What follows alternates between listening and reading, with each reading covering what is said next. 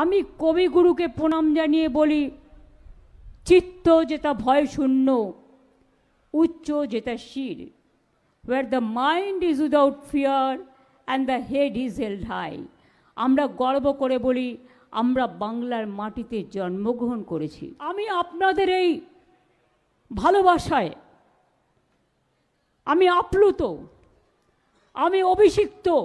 আমি বলি আপনাদের এই সৌজন্য বদলে আমার কিছুই দেওয়ার নেই, আমার একটুই দেওয়ার আছে, যেন মাটির মানুষ থাকতে পারি, যেন চড়াই পাখির অন্দরে, মাটির ঘরের প্রান্তরে, সব মানুষের অন্তরে, ভালোবাসার প্রান্তরে সবাইকে নিয়ে যেন একসাথে পথ চলতে পারি।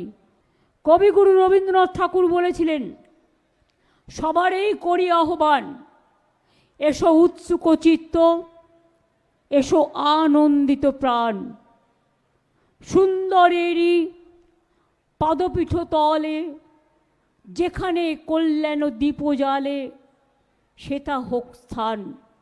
আমরা মনে করি বাংলার মাটি, এ মাটি সোনার চেয়েও খাঁটি।